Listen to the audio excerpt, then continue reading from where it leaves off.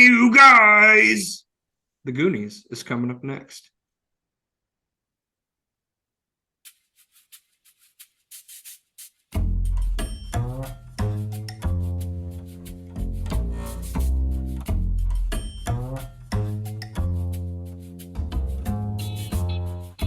Haven't Seen It with Tim Sestito and Tommy Tevenet.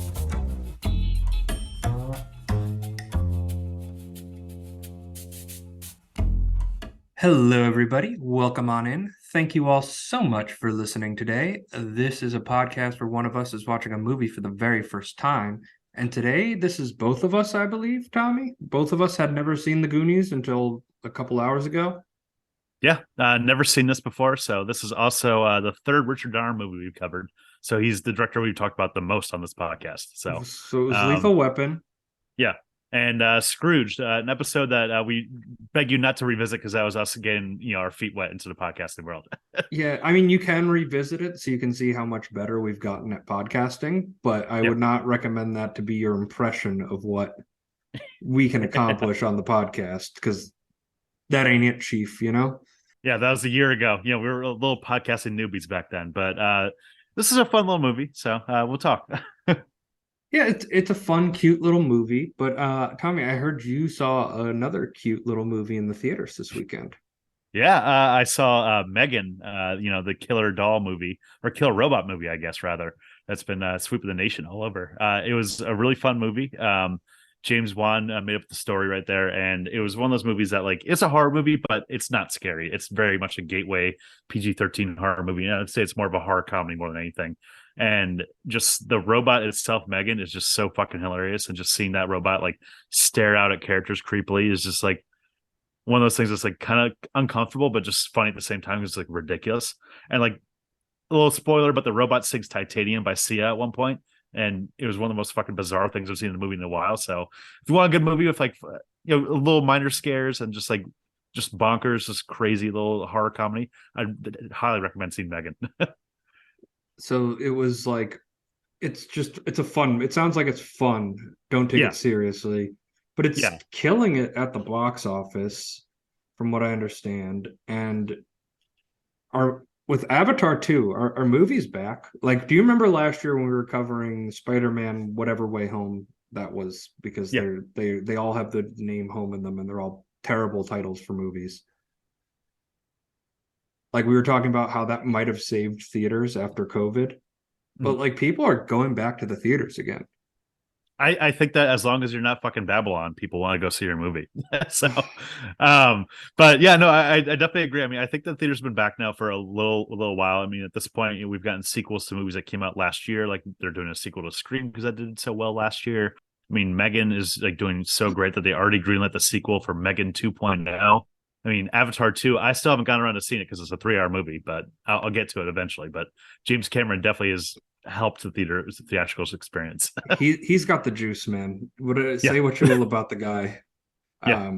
What was it? I heard a clip, and it was talking about when the original Avatar came out, people were having Avatar withdrawals from the world of Pandora because it's so primal and it's such like innately in our human DNA to live like that people were having like that kind of experience with the movie.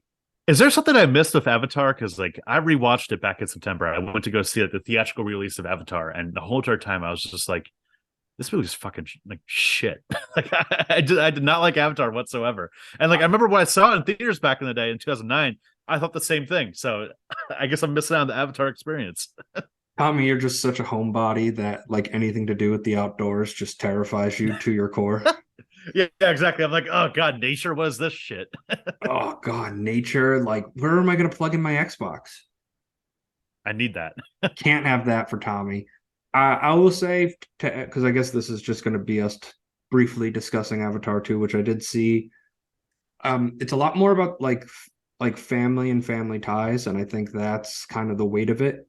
And the CG of the water is legitimately incredible.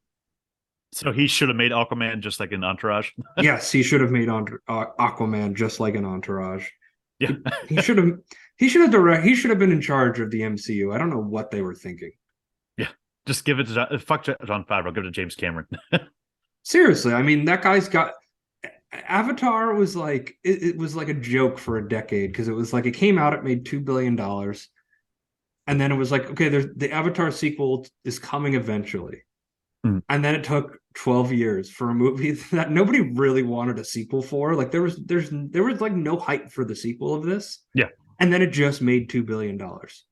Again, well, it's so funny though because it's the same thing. Where like I don't know any of my friends other than you, Timmy, that like are telling me like talk about Avatar 2. No one talks about it. No one is like, oh yeah, I saw Avatar 2 over the weekend. It's just not there. There's no like internet presence for it. I mean, I guess obviously the world's not just what is on social media, but still, just I'm not seeing the Avatar 2 discourse at all. Oh, I'm seeing it. There's a good positive Avatar 2 discourse.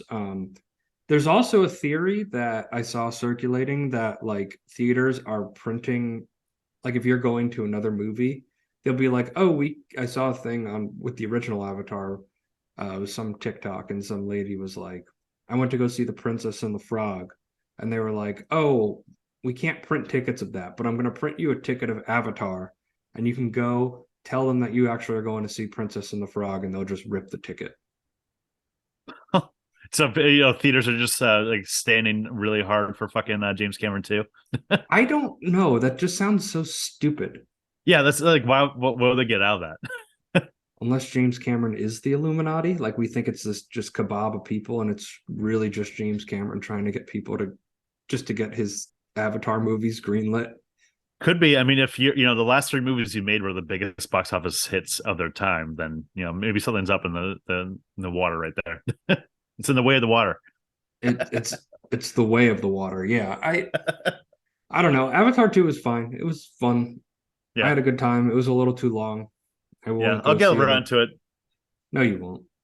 Yeah, Not even when it's on eventually. not even when it's on home media. Yeah. I mean, I don't know. On my letterbox this year, when I resaw like the first Avatar, I literally was just like, "Fuck this movie." I gave it like a 1 star or like 1.5 star. I was just like, I don't Wow. fucking care. Wow. I'm that much of a hater on Avatar. You gave Batman versus Superman, Dawn of Justice 2 stars, and Avatar is simply a better movie than that, Tommy. I mean, objectively, yes, but I did not feel the need to fall asleep during Batman v Superman. I mean, I might be the only person to say that, but Well, it's hard to sleep in a movie that's that loud, but you did fall asleep during the bank heist in Heat. which we'll have to cover because, like we said, I fell asleep during that movie. Yeah, we do have to cover Heat. That movie. Oh, yeah, we're Get ready. covering Heat. Well, speaking of Ki Kwan, and I guess we'll just put this out here because we're just talking about it right now. We got to do Indiana Jones and the Temple of Doom. I haven't seen that either. We got to hit the trifecta of the Ki Kwan. Because we did everything everywhere all at once when it came out last year. So I mean, it's great. This is my first kid Ki Kwan movie. And we got one more for you to really hit, and then I think that's pretty much it. Yeah, essentially. But speaking of Ki Kwan as a kid, he was Data in the Goonies. Steven Spielberg presents The Goonies, a Richard Donner film. More things happen in this movie than in 6 ordinary action films, says Roger Ebert of the Chicago Sun-Times. This way, this way! The Goonies is awesome adventure. Indy Jones, look out, says Pat Collins of the CBS Morning News. I want to report a murder! Just like that last prank about all those little creatures that multiply when you throw water on The them. Goonies. Now playing at selected theaters near you. Consult your local listings. Oh, don't you just miss consulting your local listings, Tommy? Oh, the movie phone guy. Those were the days. Remember the substitute teacher we had who could do the movie phone voice guy? Oh, vaguely. We had a Vaguely. substitute teacher that would be able to do like the hello, welcome to movie phone, but like do it pretty spot on. But I Yeah. also don't really remember what the movie phone guy sounds like. Or the Seinfeld episode where Kramer Yeah, that's to the be one. movie phone guy. Remember that too. That's the main one I remember. So one thing I want to touch upon with the trailer was when I was watching this movie about how much in jokes there are of Richard Donner's previous movies, Steven Spielberg's previous movies, Christopher Columbus's even previous movies, because Christopher Columbus wrote this. Like just right there, how they had the Goonies reference right there, and just like, oh, what, like those creatures that multiply when you get them wet, and then also like how That's Gremlins. Gremlins. What did I say, Goonies? Yeah, you said a Goonies reference in the Goonies, and I was like, No, they do that was call a Gremlins. themselves Yeah, the Gremlins. Goonies a good amount of times. Yeah, It's yeah, Gremlins. no, Gremlins reference, which is an amazing movie, but and also how Sloth at one point was had the Superman shirt, and immediately they did the Richard Donner Superman John Williams score right there, which I thought was a good touch. Yeah, I noticed that one too. Yeah, Goonies was interesting to watch as a 29-year-old man, I will say. Yeah, For the so this first movie, time. do you think this movie kind of like missed the mark for us? For like we were just a little bit too old. Like we probably should have seen this when we were like little kids. Yeah, 100%. Because the biggest strength and the biggest weakness of this movie, and I had heard this like going in, I think this is kind of its reputation now. If you saw this movie as a kid, it's a beloved childhood favorite of yours. And if you watch it as an adult, you'll be like, what the fuck's going on? And the biggest reason for that is the language of the children and the way they communicate, because it is very spot on, well, to how kids communicate. I also felt like the sound mix on this was terrible because the score was just blasting over their dialogue while they're all talking over each other. And I'm just staring at the screen like what is going, like what are they talking about? But they're all kind of like, if you peel into each kid when they're talking, they're all having their own little dialogues. Like they're all just very like self-centered and not really having like a comprehensive conversation. And if you've ever hung around a group of children, that's usually what it's like, where they're just kind of all in like 4 different dimensions, just speaking not coherently back and forth, just kind of saying whatever the hell's on their mind. It makes sense, but I mean, like you said, like this is one of those things that like I really wish that I turned on the subtitles for this movie, because there's some points where I was just lost and I was just like, what the fuck are the kids saying right here? Like what's going on right now? Because like you said, the sound mix was kind of awful, where it was just like you couldn't really understand what they were saying, and just like subtitles would have helped me more immensely in this movie. And if I ever rewatch this, I probably will at some point. Subtitles are going on immediately. Yeah, subtitles are going on immediately. It's chaotic. That's what I texted you like right after I finished watching it. It's like, this movie is chaotic, and you replied back, that's putting it lightly. That's kind of the feel for it, and not in a Babylon sense of chaos. This is like an amateur chaos, but I think it gives the movie a charm though to it, that like, since the story is so simple, you kind of do know what's going on, but at the same time you have no fucking clue what's going on. Yeah, because it's just kids bouncing off each other. I mean, the chemistry between the kids is good, despite what we're saying right here. I mean, you can definitely see the parallels of why like this is such a big influence on Stranger Things. I mean, generally this is like the prototype of the Stranger Things type of model. Yeah, but like, but as I said it's a pro and a con, right? And like, why watching this at 8, 9, 10 years old, it would feel like at home to you, because there probably hasn't been a movie that you could watch at that age that naturally gets like the language of children down so well. Because I think a lot of times when you watch a movie and there's kids in it, it's written like a 45-year-old thinking what kids would write. But this feels like they had loose guidelines for the kids and just kind of told them to ramble a little bit. This is definitely in the 80s era of like, previous movie we covered, E.T., were very similar vibe to it within itself, where like, just focus on the kids. And E.T., I feel like had realistic dialogue. I mean, obviously we have the Spielberg connection between both of them. So, I mean, Steven Spielberg, I was shocked to say it was a story by Steven Spielberg. I thought he just produced it. So I didn't realize how much of a hand he had in this movie. To the point that apparently Sean Astin said in his autobiography that Richard Donner and Spielberg apparently co-directed this movie. So really? that's what Sean Astin was saying. So this is another thing of Spielberg producing a movie, just like Poltergeist, where there's a rumor that like, did the guy who directed this movie actually direct it, or was it Steven Spielberg? I mean, I think it's a Donner movie. I wonder with Spielberg, it's because like this is him like full power, 1985. I mean, what's the story of Roger Rabbit with Spielberg, where he basically got Disney and Warner Brothers to agree to allow Mickey Mouse and Bugs Bunny to be on the screen together because Spielberg was producing it, and Zemeckis like that was 4 years later. Like, Steven Spielberg had a lot of influence and a lot of sway, and I imagine Steven Spielberg on a set, I could imagine him being really good at directing the children around, but letting Donner kind of like have the pace of the action. But it felt Spielbergian, like even the action and like the score and everything. Like, it didn't really feel like other Richard Donner movies. Yeah, it's definitely a little bit of different vibe than like the Lethal Weapon and like Scrooged and like even Superman. I mean, he doesn't really have that type of vibe, and you can definitely feel the influence and hand that Spielberg has at this. Apparently, Richard Donner said that the difficulties and pleasures of working with so many child actors, and he's like, yeah, their energy and excitement was amazing, but these kids were also so unruly when they were together, and you can kind of see it on the screen right there. Yeah, they're so unruly, but it gives it a very natural charm. And I like when you speak to anybody that's in their 40s, so like an earlier millennial or like an early millennial or Gen X, they all love the Goonies. They sing its praises. Like so much media from the mid 2000, like during the 2000s, is influenced by the Goonies. Like this movie has a lasting impact for people. But there is a point of no return for this movie when you're watching it for the first time as an adult. Yeah, I definitely agree. And like, in terms of lasting impact, this definitely has a lasting impact for fat kids. Because even I remember in middle school, again, I'd being told to do the truffle shuffle, and I was like, "The fuck is that?" It's like, "Yeah, watch the Goonies. You can do the truffle shuffle right now, fatty." Tommy, can you do the truffle shuffle right now? Yeah, this is great for an audio podcast. Tommy just started rubbing his nipples brazenly on the screen right now. Oh my God, Tommy. Oh yeah, you're missing a shell right here. I guess we have to just get the video version of the podcast out immediately. This is how the YouTube version of the podcast happens, because people need to see me doing the truffle shuffle. We need to see that beautiful chest of yours, baby. But yeah, so on the kids, Chunk was the best kid, without even a question. Easily. Yeah. I mean, it'd be between him or Data. Yeah. And I had to pull this clip because this is the clip that had me laughing, is when the Fratellis kidnap Chunk and they make him confess.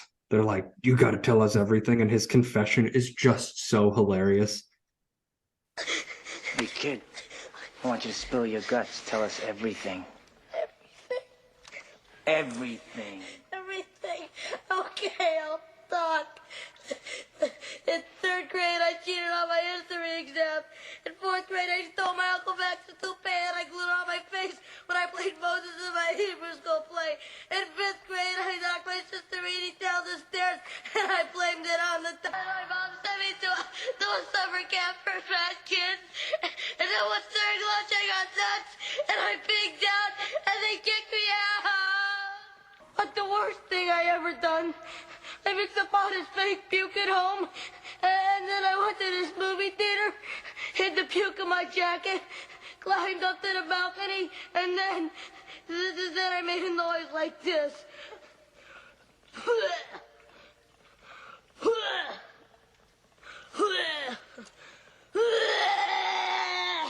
And then I dumped it over the side. And all the people in the audience, then this was horrible. All the people started getting sick and throwing up all over each other. I never felt so bad in my entire life. I'm beginning to like this kid, Mike. Hit puree. No, I'm too young. No, I want to play the violin. No, not my hand.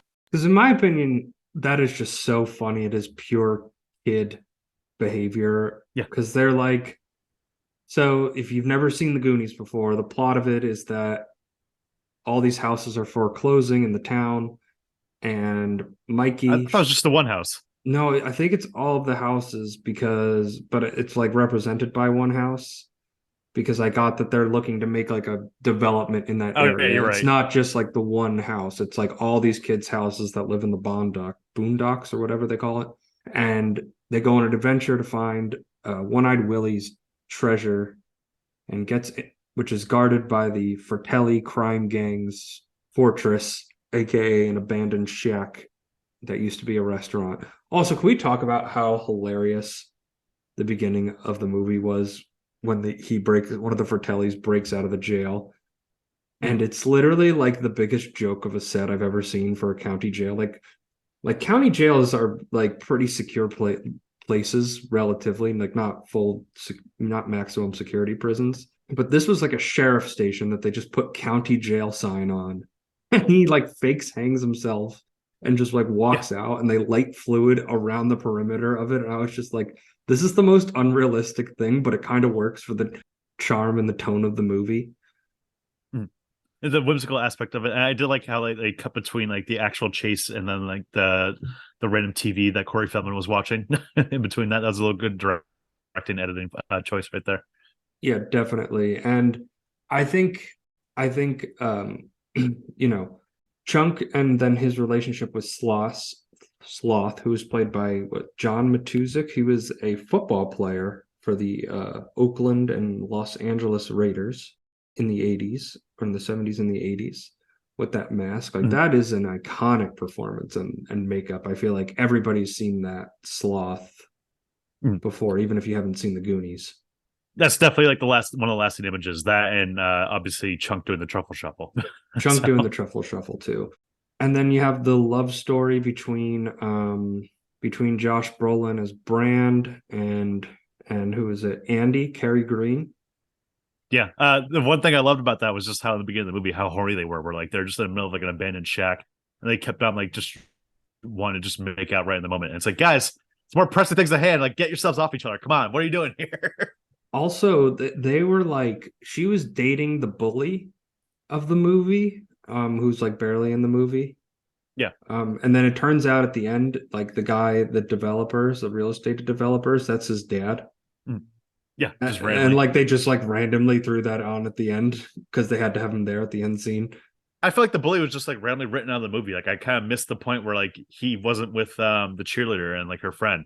Where I was like, what? Like, they what like happened? ran because like so Sean Astin and then his who plays Mikey, who I was like the whole time I'm like, when is Sean Astin coming into this movie? And I didn't realize it was like 11-year-old Sean Astin. I thought it was like Sean Astin, because I did not have the gap of those movies accurately figured out. It's like this is 1985 and that was 1993.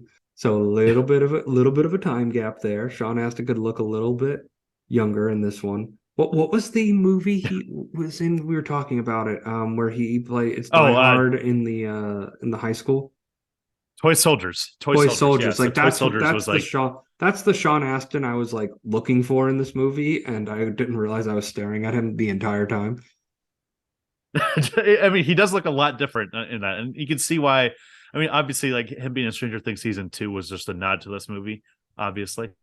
Oh yeah, 100%. But I mean, he looks so much different as like a little kid. Yeah, he looks very different as a kid.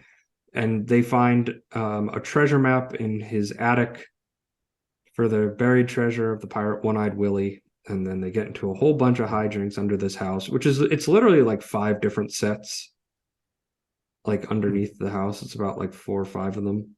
And then from there, they find the pirate ship. And yeah, I have such mixed feelings about this movie, man. I'm like sitting here like trying to like form comprehensive thoughts about the Goonies. And on one hand, and all you're thinking is just like these fucking kids. yeah, no, but like on one hand, I'm like, oh, I see the charm and I see the appeal. But on the other hand, I was like, this movie gave me a headache. And I don't know what the right take is here on the Goonies. Did this like question if you ever wanted to have kids or not? We're like, fuck, I thought that's the Goonies kids, and I think I'm out. No, I would definitely want to have kids still, but it just made me. It's more about how I feel about the movie and not about like I'm very unsure. Like in terms of like I'm thinking like in the future, I'm like, oh, what am I going to rate this at the end of the podcast, which I'm not going to do now, and I don't know what I'm going to give this movie. I don't know. Yeah, you're gonna wait until I overrate it a little bit. Oh, well, Tommy, your scale is beautiful. I gotta be honest. It's just an appreciation and love of movies, and I just gotta tip my cap to it. You like everything, and that's beautiful, man. Except for Avatar or Dune, apparently. So, I mean, as we discussed earlier. Avatar, Dune, and The Lord of the Rings. Those are the big 3. Apparently. Fuck your fantasy epics. So this movie, I liked it. But, I mean, there was a point where like it was kind of confusing. Like I said, like having subtitles on would have definitely helped with this, where like it just felt a little bit weird to pull. I did like the villains, and Christopher Columbus wrote this movie, and he also directed and Home Alone, and I can very much see Marvin Albert and Joey Pantone and the other guy, whoever's name was, Robert Davi. Like they definitely had a Marvin Albert vibe to them, and you could definitely see like the kind of connection right there between the two. Well, you know what else Chris Columbus directed, right? Yeah, Harry Potter. He directed the first two when they were little kids. The Sorcerer's Stone and the Chamber of Secrets. And then the guy that originally played Dumbledore died. And then he was like, I'm out. And then they had to recast Dumbledore, which ended up working, I think, to those movies' credit when they started to get more serious. Those are other movies I fucking hate. So I mean, like I said, fantasy epics, fuck them. Not Harry Potter fan. We're not going to cover any Harry Potter movies on this pod. Wait, have you ever seen Prisoner of Azkaban though? Because it's a legit good movie. I've only seen 1, 2, and 5, and I hated all of them. Well, 5 is probably the worst movie of the Harry Potter series. Prisoner of Azkaban is legitimately good. I'm going to make a case for Prisoner of Azkaban. It's Alfonso Cuarón. He directed it. It's like it's a movie. It's a film. It's a movie. Yeah. Well, I remember a 5. I got dragged to go see it because we're in a summer camp back then, and it was a rainy day, so they took us to go to the movies. We could go see Transformers, which I already saw, but I was like, fuck yeah, I want to go see Transformers again. Or I could go see Harry Potter 5, and everyone voted for Harry Potter 5. And I was like, fuck. To be fair, you probably made the right decision because Harry Potter movies are, without a question, better than Transformers. I had a better time at Transformers than I did in Harry Potter 5. But granted, this is also 7th grade me, but I think also 28-year-old me would probably have the same thing. Like I said, fuck Harry Potter. You are on a hater brigade today, my friend. Oh my God, what is going on with you? Have a couple drinks with me, and then hater Tommy comes out. Apparently, that's what's happening. Oh my God. I don't think people realize that, like when Tommy and I, because we're both very competitive people, if we get together and we play games, like there is a true Mario baseball rivalry that lives between us. This is kind of how like we started the podcast, where we're thinking like, hey, like what if we just did that, but as a podcast? We'll play Mario baseball to the point that I'll just troll the fuck out of Timmy. And Timmy will get so mad and worked up that our friends like legitimately think that Timmy's about to punch me in the face because of how much of an asshole I'm being to Timmy. Tommy is without a question the worst winner of all time.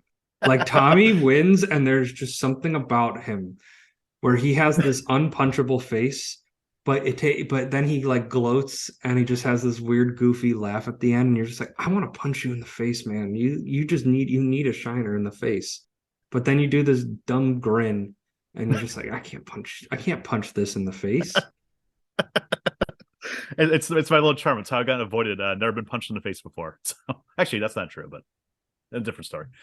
Well, how are you punched in the face? I feel like this is good. This is good for the Goonies episode because this is kind of the dialogue of the movie where it's just incoherent nonsense. Don't want to bring it up in the pod. I'll tell you off mic. You tease. I'll get it out, listeners. I will get it out of Tommy on the podcast. Yeah. Okay, that's the end of the episode. Tommy, I stopped recording. Now spill the beans. Exactly. Yeah. No, it's not recording right now. It's like trust me. That's how. Trust me, dude. It's not recording right now. Yeah, it's not recorded. Okay, so the Goonies. We should keep talking about the Goonies. What did you think of Sean Astin's performance as Mikey? Because he is the lead character. He's the one that's the leader. He's the one that's most invested in finding the treasure. He even when they have an out at the coin fountain, the bully is going to pull them up the bucket, and I'm like, there is no way that 8 kids are getting out of that tunnel on a bucket without that thing breaking. But Mikey gives them a very impassioned speech to stay. Don't you realize? The next time you see Sky, it'll be over another town. The next time you take a test, it'll be in some other school. Our parents, they want the best of stuff for us. But right now they gotta do what's right for them. 'Cause it's their time. Their time. Up there. Down here, it's our time. It's our time down here. That's all over the second we ride up Troy's bucket. See, there is something to that speech where it is just like that's exactly how a kid would talk. Yeah. I mean, I think that he was good in this movie, but of all the kid characters, he was the least interesting. Yeah, but that's protagonist syndrome. Like Exactly. your protagonist is always the least interesting character. They just kind of have to be because you need you need somebody in the audience to relate to and to kind of keep you grounded into the story, and that's what a protagonist's job is. Exactly. So I mean, like within that confines, I mean, he still gave a good performance in that speech right there. It was pretty like powerful, just like telling about all the Goonies. And I did like that little scene where he slipped Andy a little kiss right there. She's like, what yeah, braces, Josh Brolin? And he's like, what were you talking about? Oh yeah, but that was so weird because she calls for him to like they're like taking a pee break and she calls for Josh Brolin to come over. And then he sends the brother over and she's just like, close your eyes, and they make out. And then the other girlfriend that was there, she was the only one that had nothing to do the entire movie. She was just the one to be like, yeah, fuck this situation. Yeah, played by Martha Pimpleton, who was just like, next time you kiss him, keep your eyes open. And like didn't tell her friend that she made out with an 11-year-old. And it's so funny at the end of the movie that like instead of just being like, hey, you little fucking creep, she's like, hey, you're a good kisser. Girls are gonna go crazy for you in a couple of years. It's like, aren't you guys like seven? Aren't you guys like 17 years old? Weird gap. Corey Feldman is Mouth, who speaks pretty fluent Spanish, and then they have the when they're packing up the house at the beginning of the movie, and Mrs. Walsh, played by Mary Ellen Trainor, comes in and she has Corey Feldman, played by Mouth, translate for them, and he's just telling her all incorrect shit. Like she's like, yeah, please don't go up into the attic, that's Mr. Walsh's stuff, he wouldn't appreciate it being touched. And he's like, that's where, and then he just says in Spanish to the lady, that's where he keeps all his sex torture devices upstairs in that letter. And she's just like, ay Dios mío, praying. Like that was funny. That was funny. And like again, it's like this weird balance of like genuineness, like those moments where like the genuine kid nature shines. And then on the other side, it was like there's so much scenes of people talking over each other and like you have no clue what the hell's going on. Yeah. I mean, when the kids get their individual moments to shine, they really do. Like Chunk, when he, like that scene we played earlier, Chunk gets that little scene, and that scene you're discussing right there of Corey Feldman, where like, they get their little individual moments. I feel like individually, the beats hit a little bit more when it's the kids all together. Like you said, it's just talking over each other, just chaos, and like while it's fun chaos, it's still a little bit like confusing a little bit to follow. So I mean, that's the little like, conundrum I have with this movie too, where it's just like, I don't know, I kind of like the kids separate more than I did together. 100%. I am a star. I'm a star, I'm a star, I'm a star. I am a big, bright, shining star. So this is, I think, an interesting one because I think it's Chunk, right?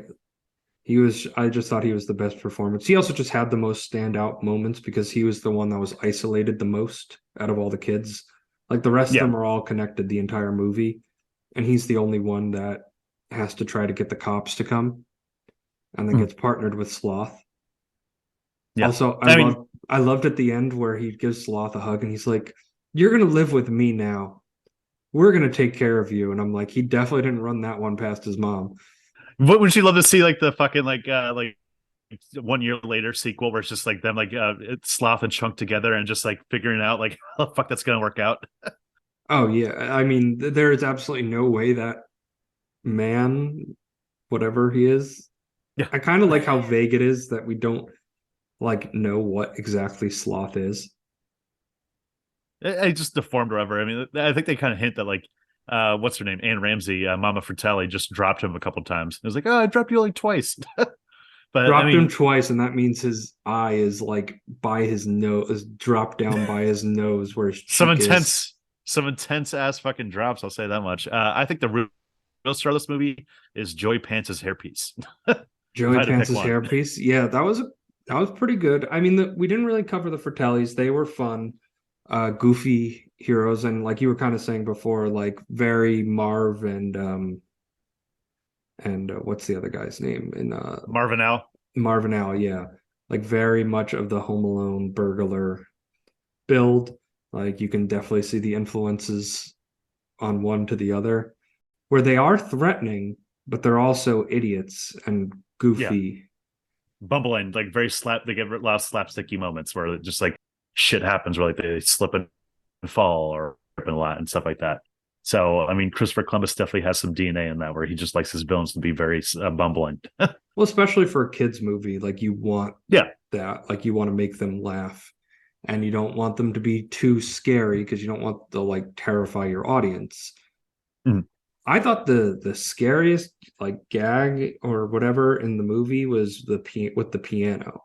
Like I will say this to the movie's credit, like the set design was really cool, like from location to location to location, just down this path. Well, they built like an actual pirate ship. One of the things I thought was so interesting was that apparently Richard Donner did not let any of the kids see the pirate ship until they filmed the first take, and then they had to scrap the first take because Josh Brolin immediately said, "Holy shit," and ruined the take. Yeah, but like I guess because they want to keep it PG, they couldn't have shit in there. But like that's like the perfect reaction to it. Yeah, that's what you'd say in real life. You're like, what the you'd be like, holy shit. Yeah, that's like the perfect kid reaction. But of course you have to scrap that take. And considering you couldn't even just cut that line of audio and like cut to a different thing because they're all talking over each other. So then you're cutting out like a lot of dialogue. I feel like there's some slight curse words though. I mean, other than that, in this movie. Yeah, they said shit a couple. They said shit a couple times.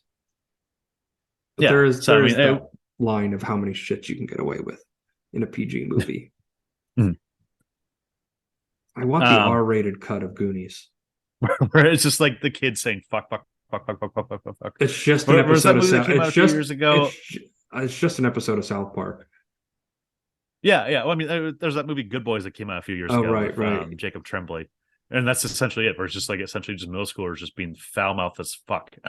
Which is accurate, by the way. Yeah, exactly. I mean, like I cursed so much back then. I mean, I still do, but yeah, I know. My mom critiques it quite a bit. She says you need to tone down your cursing, Thomas. I'm sorry, Mrs. Diaz. Yeah, she says, you know, if we want to get advertisers in here, we got to get rid of the potty mouth.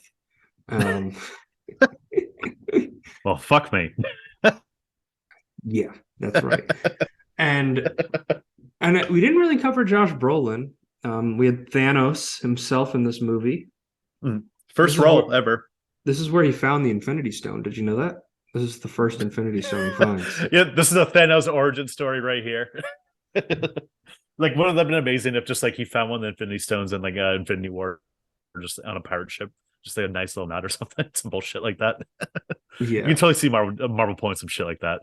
Oh, 100%. Like in 10 years when they have to inevitably like bring Thanos back and just back the Brinks truck up to the original Avengers cast and being like, here's $20 million. Like, please come back. It's please. Just literally like it's like Avengers like 10 or something like that is just like a remake of the Goonies, but like instead like Thanos is Josh. I would watch that. I would watch that without even a question. Actually, that sounds like it'll inevitably be a show called like Avengers Juniors, where it's just the Avengers as kids because it's coming at some point. They're making like a young Avengers where it's like all the kids of the Avengers. I know that's coming up down the line. So I mean, at a certain point, like after you don't have Robert Downey Jr., you gotta fucking stretch your mind a little bit, I guess. Oh my god, they're gonna recast Iron Man soon. I just feel it. I don't think Downey Jr. is gonna do it again, outside of maybe like a 2-second cameo. But I don't think he wants to do the whole production again. Yeah. But they're just gonna recast him. Yeah, at this point, it's just. That's what superhero movies do, though, you know? 5 years down the line, they're going to do some like bullshit where like Doctor Strange pulls him from like the multiverse of whatever bullshit at this point. Oh, right. Yeah. Now that they've opened the multiverse, they can kind of do whatever they want. Yeah. Are you ready, comedy partner? Waka waka. Tommy, would the Goonies work as a Muppet adaptation? I feel like it would because it's very slapsticky in that sense. Where like I feel like the only a person you keep is Sloth, and just the I rest are mean, Muppets. he's kind of a Muppet anyway. With the makeup Exactly. At on. that point, it's just yeah. So Kermit obviously is Sean Astin, and Josh Brolin would be probably Sam the Eagle, right? No. Who would that? I want to say it's like Rolf or something. Very Like chill or whatever. like a little chill. Like there's no buff Muppets really. Mm. Yeah, and well, what's like the big? I always fucking forget his name. The one with like the big nose and like the huge costume. That's just clearly a man in a suit. Yeah. I can't. He's not like a main Muppet though. He's not. Yeah. He's not an iconic Muppet. And then you'd have Piggy be Steph or the other girl. Yeah, Piggy would be probably Steph. I guess Steph's more of a complainer. I feel like so that kind of like Yeah, makes so much sense for Piggy. And then you'd have Janice be the other one. There's also not that many female Muppets. It's a lot of dude Muppets. Yeah, come on, diversify, Muppets. If we take one thing from our podcast, whatever. Yeah. So it would work with the slapstick. Like you could have like Waldorf be Mama Fratelli. Like you could just have one of them be like the old curmudgeon lady. I think it would work. I think it would work. It would be hard. It would be hard to execute, but I think I think this genuinely works better in like an Avengers Junior kind of setting. Like dead ass. Like I keep thinking that I'm like that would work 100%. They're definitely. I think there's already a show like that where it's just like Avengers, but like they're little kids or something like that, like Muppet Babies. Yeah, that's what I'm thinking. They're all like just 10-year-old kids, and it's on Disney Channel or whatever. Yeah, some fucking 10-year-old shit. Yeah. So, but Muppet adaptation, I think maybe a little bit.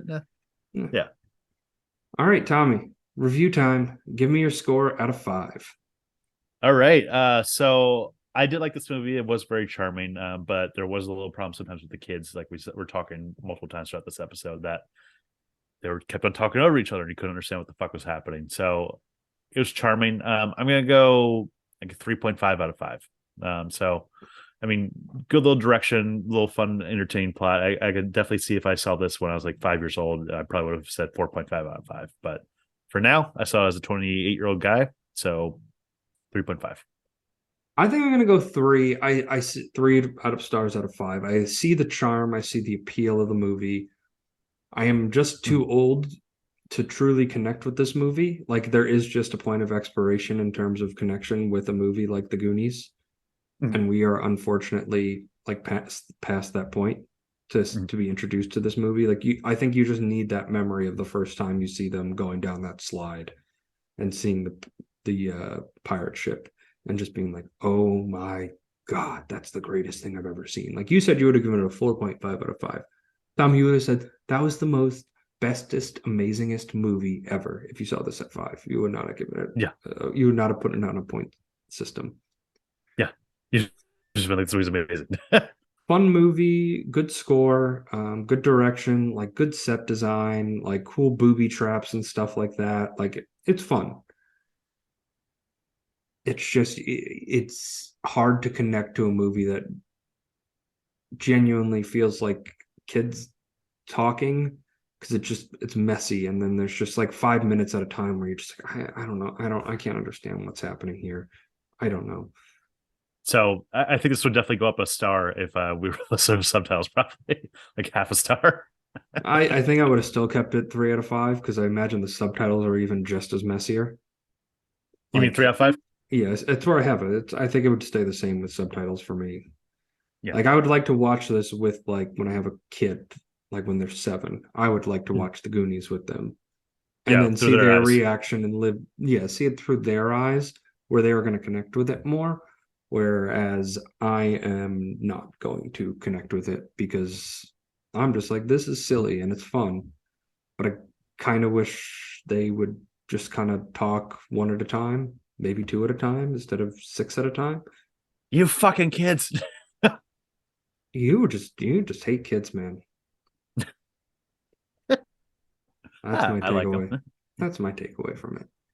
But anyway, that was the Goonies. Tommy, do you have any final thoughts?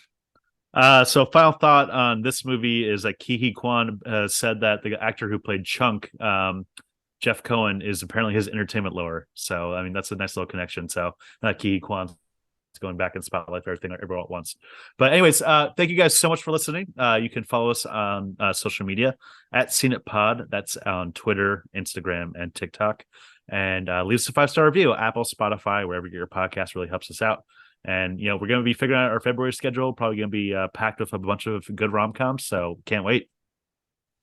Thank you guys all so much for listening today. We'll see you next time.